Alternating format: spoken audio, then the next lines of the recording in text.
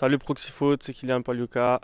Merci pour le prix du footballeur genevois à l'étranger. En tout cas, merci beaucoup aussi pour votre travail tout au long de la saison. Grâce à vous, tout le monde est un peu au courant de notre actualité et c'est vraiment top ce que vous faites.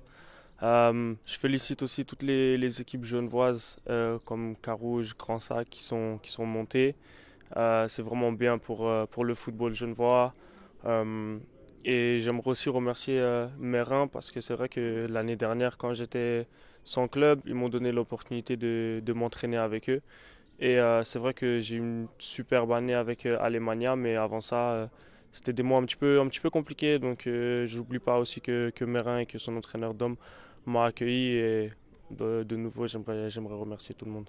Ouais, merci Kylian. Parle-nous justement de cette année que tu as eue avec Alemania Aachen. Enfin, comment tu l'as vécu de l'extérieur? C'était fabuleux ce que tu as vécu. Ouais, c'était vraiment une année incroyable. Je suis arrivé, on était 11e, on avait 9 points de retard et on finit champion avec 10 points d'avance, je crois. Et non, c'était fabuleux, c'était incroyable. Après 12 ans, le club, ça faisait 12 ans qu'ils attendaient justement de monter. On a réussi à le faire devant 30 000 spectateurs chaque week-end. Et c'était quelque chose à vivre qui était incroyable. Je ne sais pas si je vais avoir encore une fois dans ma vie de telles émotions. Et non, c'était vraiment fabuleux. L'Allemagne, de toute façon, c'est un pays qui est à part pour moi. C'est pour ça que je prends toujours du plaisir à jouer là-bas. Et c'était ouais, une année incroyable pour moi. Ouais, c'est ça. Comment t'expliques que tu as pu aussi bien performer, que tu étais aussi épanoui? Parce qu'on entend dans tes mots que c'était génial pour toi d'être là-bas. Ben, quand tu rentres dans le stade chaque week-end et tu vois autant de monde, ça te motive automatiquement. Tu as envie forcément de tout donner, tu as envie d'avoir le succès.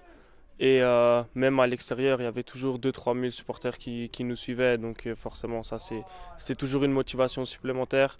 Et j'ai eu la chance après seulement une semaine d'être titulaire. Et après, je ne suis plus jamais sorti du 11. Et donc, plus tu fais de bonnes prestations, plus tu gagnes de matchs, plus forcément l'année, au final, elle est incroyable. Et, euh, et à la fin, avec ce titre de champion et plus la coupe également, on a réussi à faire le doublé. C'était la première fois dans l'histoire du club. Donc, non, je suis très fier, très honoré d'avoir pu faire partie de l'histoire d'Allemagne à Rennes. Ouais, et puis je pense que ça t'a fait du bien aussi. Toi, tu as eu des dernières années un peu compliquées sur le plan individuel, de retrouver un peu ton meilleur niveau, de montrer voilà, que tu peux être un joueur décisif dans des grands championnats. Enfin, dans des grands championnats, dans des montées, quoi, dans les grandes saisons. Ouais, exactement. C'est sûr que dans ma carrière, si on voit depuis le départ, depuis l'OL, ça n'a jamais été forcément facile. J'ai pas vu forcément l'itinéraire qui m'était prévu, on va dire. Mais je me suis toujours accroché, j'ai jamais rien lâché.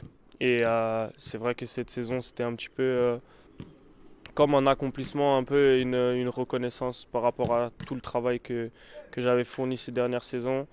Euh, et forcément, une montée, c'est quelque chose que tu vis pas forcément chaque année. Et j'ai des images dans la tête, surtout quand on a été champion, l'envahissement du terrain où j'ai été porté par la foule, je me retrouvais au milieu de la foule. Ça, c'est des images que j'aurai toujours dans ma tête, qui seront toujours gravées.